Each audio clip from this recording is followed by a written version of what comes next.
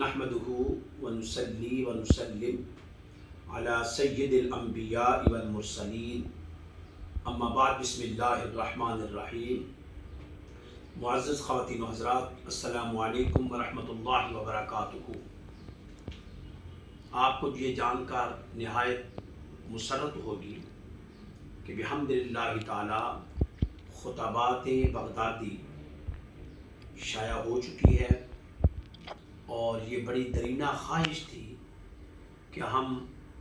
جمعہ اور عیدین کے خطبہ جو قرآن اور حدیث سے منقول ہیں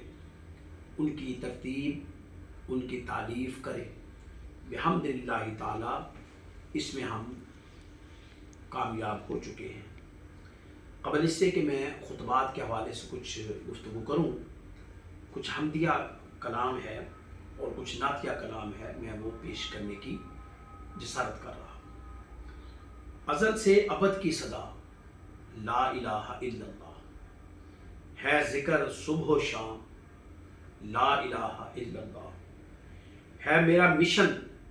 تیری جستجو تیری شان جل جلالہ، تجھے ڈھونڈتا ہوں کونوں مقام میں تیری شان جل جلالہ۔ یہ قرآن کریم جو مشعل رشد و ہدایت ہے، اسے محفوظ رکھنا تا ابد تیری ضمانت ہے۔ اسی طرح نعتیہ کلام ہے، سکون قلب ملا لذت حیات ملی، در رسول صلی اللہ علیہ وسلم ملا تو ساری کائنات ملی۔ آؤ ذکر رسول کریم صلی اللہ علیہ وآلہ وسلم کریں تنہائی میں، نعت کی نعت عبادت کی عبادت ہوگی، لب پہ جب بھی رسول کریم صلی اللہ علیہ وسلم کا نام آ گیا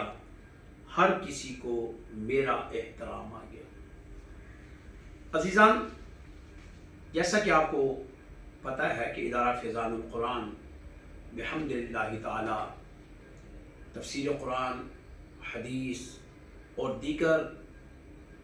جدید ترین حالات کے اوپر مقالہ جات شائع بھی کرتا ہے اور تقسیم بھی کرتا چلا آ رہا ہے، اور ہمارا مشن کا یہ حصہ ہے کہ ہم ان لوگوں تک یہ بات پہنچانے کی کوشش کرتے ہیں جو دیہی علاقوں میں رہتے ہیں، پسماندہ علاقوں میں رہتے ہیں۔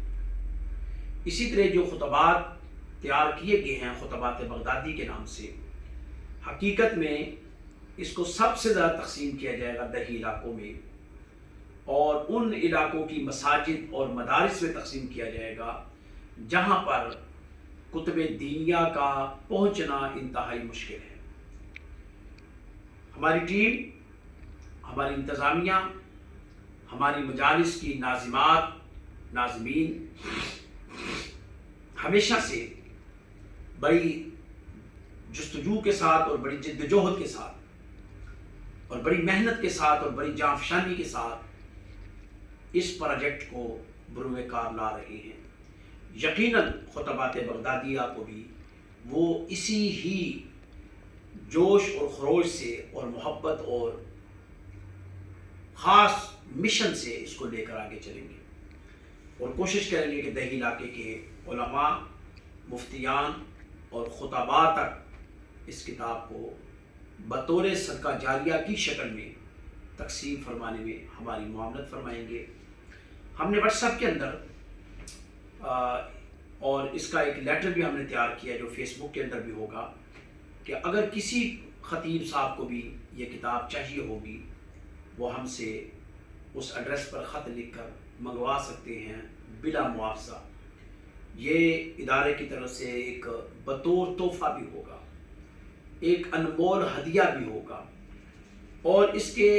خطبہ کا وہ کنسیپٹ اس کے اندر ہم نے دیا جو سلف صالحین سے چلا آ رہا تھا، جس کے اندر خطبات کے اندر جو نہایت اہمیت کی حامل باتیں ہیں۔ مثلا جمعے کا جب خطبہ دیا جاتا ہے تو جو خطبہ گفتگو کی جاتی ہے اردو میں، اس کے بعد جو خطبہ دیا جاتا ہے تو اس میں کوشش کی جائے وہ رکوع پڑھا جائے جس میں جمعے کی ترغیب دی گئی۔ بسم اللہ الرحمن الرحیم، یا ایھا الذین آمنوا اذا نودی للصلاۃ من یوم الجمعہ، اور جب اس کے بعد تھوڑا سا یہ خطبہ مکمل کرنے کے بعد جب خطیب صاحب تشریف رکھیں تو اس کے بعد جو خطبے کا دوسرا جو پہلو ہے اس میں اللہ رب العزت کی جو شان ہے قرآن مجید کے اندر وہ بیان کی جائے، وَاللَّهُ الَّذِي لَا إِلَٰهَ إِلَّا هُوَ عَالِمُ الْغَيْبِ وَالشَّهَادَةِ هُوَ الرَّحْمَٰنُ الرَّحِيمُ۔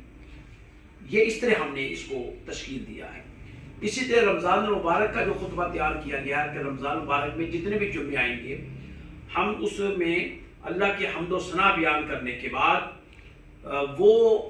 احکام جو رمضان کے متعلق ہیں جو قرآن کی آیات کی شکل میں ہیں ان کو پیش کیا جائے گا۔ اسی طرح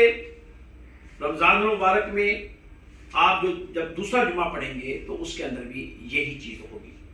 عید الفطر کا جو جمعہ ہے عید الفطر کے اندر جو خطبہ پڑھا جائے گا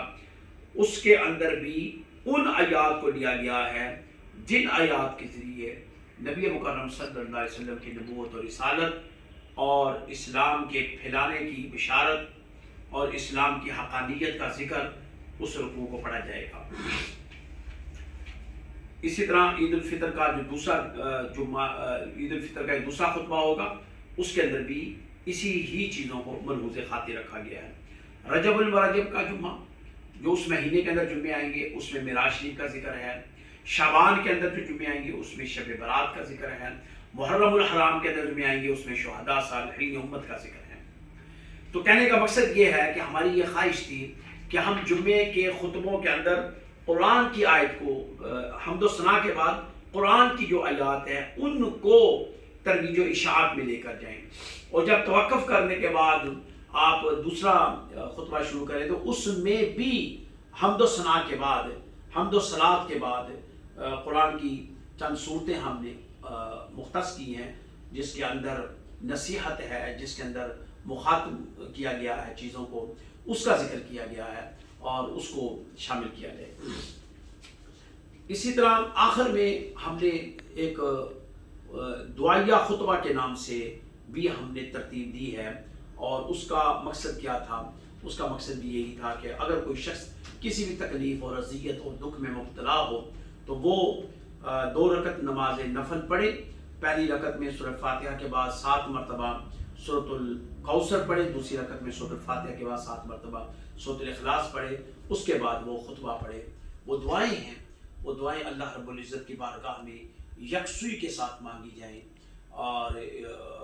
سجدے کی حالت میں مانگی جائیں، اور بالکل آنکھیں بند کر کے اپنے من کو زندہ کر کے مانگی جائیں۔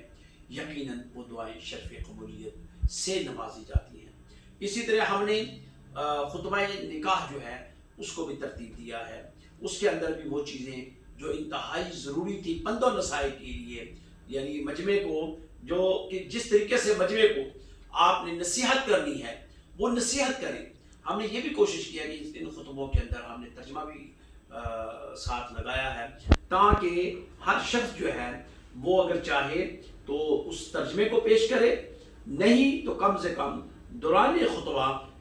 یا جو آپ کی تقریر ہوتی ہے روایتی، اس تقریر میں خطبے کے متعلق ضرور ترجمے کی شکل بیان کرنے کی کوشش کریں۔ مقصد کیا ہے کہ جو لوگ آپ کا خطبہ سننے کے لیے تشریف لاتے ہیں، چاہے وہ جمعہ ہے چاہے وہ عید ہے، ان لوگوں کو ایک پیغام ملے، ان لوگوں کو اللہ رب العزت کی عظمت اور اس کی کبریائی اور اس کی وحدانیت اور پیغمبر مصطفیٰ صلی اللہ علیہ وآلہ وسلم کی شان رسالت اور حضور علیہ السلام کی بارگاہ میں حمد و صلات، حمد و ثنا، نعت اور صلوات و سلام جو ہے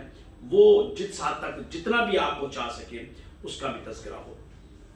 پھر ہم نے اس کے اندر جو اہم ترین بات کی وہ یہ ہے کہ جہاں سرکار دو عالم صلی اللہ علیہ وسلم کی بارگاہ میں صلوات و سلام پڑھا جا رہا ہے، وہاں رسول کریم صلی اللہ علیہ وسلم کی آل پر اور حضرت ابراہیم علیہ السلام اور حضرت ابراہیم علیہ السلام کی آل پر، ازواج رسول صلی اللہ علیہ وسلم پر، اصحاب رسول صلی اللہ علیہ وسلم پر، امام رسول صلی اللہ علیہ وسلم، اولیاء رسول صلی اللہ علیہ وسلم کی بارگاہ میں بھی ہدیہ تبلیغ اور دعائے رحمت اور بلند درجات کے لیے ہر خطبے میں اظہار کیا گیا ہے۔ چونکہ ہماری ایک خواہش تھی، میرا ایک ویژن ہے، اور اس ویژن کے اندر یہی ہے کہ ہم ایک ملت ہیں، مسلم کمیونٹی ایک ملت ہے، اور ایک ملت تقاضا کرتی ہے کہ کہ ہم ہر وہ کام کریں جس میں لوگوں کے اندر اللہ اس کے رسول کی اطاعت، اللہ اس کے رسول کی اتباع، اللہ اس کے رسول کی محبت، اللہ اس کے رسول کا ادب جو ہے لوگوں کے اندر راسخ ہو جائے۔ چونکہ فتنوں کا زمانہ ہے، چونکہ میڈیا کا زمانہ ہے، لوگوں کی توجہ جو ہے منتشر ہے، اس کو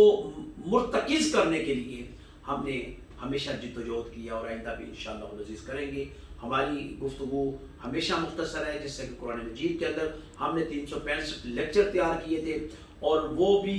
مختصر ترین کہ ہر وہ شخص جو مصروف ترین ہے وہ آسانی سے قرآن مجید بما ترجمہ تشریح تلاوت بھی کر سکتا ہے اور سمجھ بھی سکتا ہے۔ اسی طرح احادیث رسول صلی اللہ علیہ وسلم کے بھی ہم نے 365 موضوعات بنائے ہیں، اور یہ اسی طرح کہ ان موضوعات کو آپ سمجھنے کی کوشش کریں اور لوگوں تک پھیلانے کی کوشش کریں۔ آخر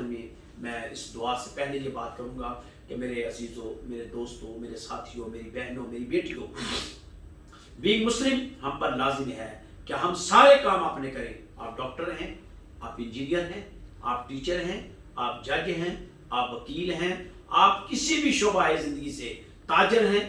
آپ کسی بھی شعبہ زندگی سے تعلق رکھتے ہیں، آپ پر لازم ہے کہ اپنی زندگی کا کچھ حصہ اللہ اور اس کے رسول کے لیے دیں، چاہے آپ مرد ہیں، چاہے آپ عورت ہیں، چاہے آپ بڑے ہیں، چاہے آپ چھوٹے ہیں، جنس کے اعتبار سے لڑکی ہو یا لڑکا،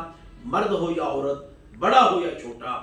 ہر ایک کی ڈیوٹی ہے کہ وہ دین کا ایک ہی کچھ حصہ اپنی لائف کا، کچھ حصہ روزمرہ کا دین کو دے، اور دین کی ترویج و اشاعت کے لیے ہمارے معاون بنے، ہمارے مددگار بنے، اور ہم سے لٹریچر لیں اور اس کو تقسیم کریں اور ان لوگوں تک پہنچائیں جو کہ جذبہ رکھتے ہیں پڑھنے کا، جو کہ جذبہ رکھتے ہیں سمجھنے کا، جو کہ جذبہ رکھتے ہیں آگے پھیلانے کا۔ اللہ تعالیٰ سے یہ دعا ہے کہ اللہ پاک سمجھنے کی توفیق عطا فرمائے۔ دعا کے لیے بسم اللہ الرحمن الرحیم، اللہم صلی علی سیدنا و مولانا محمد وعلى آل سيدنا ومولانا محمد وصحاب سيدنا ومولانا محمد وأزواج سيدنا ومولانا محمد وإمام سيدنا ومولانا محمد وأولياء سيدنا ومولانا محمد وبارك وسلم وصل عليه كما صليت وسلمت وباركت ورحمت وترحمت على إبراهيم وعلى آل إبراهيم إنك حميد مجيد. اللهم انس وحشتنا في قبرنا، اللهم ارحمنا بالقرآن العظيم، اللهم انفعنا بالقرآن العظيم، اللهم رافعنا بالقرآن العظيم، اللهم شافعنا بالقرآن العظيم، واجعله لنا إماما ونورا وهدى ورحمة. اللهم ذكرنا منه ما نسينا وعلمنا منه ما جهلنا وارزقنا تلاوته آناء الليل وآناء النهار واجعله لنا حجة يا رب العالمين. وصلى الله تعالى على رسول خير خلقه ونور عرشه وزينة فرشه محمد وآله وأصحابه وأهل بيته وأزواجه وذرياته أجمعين برحمته.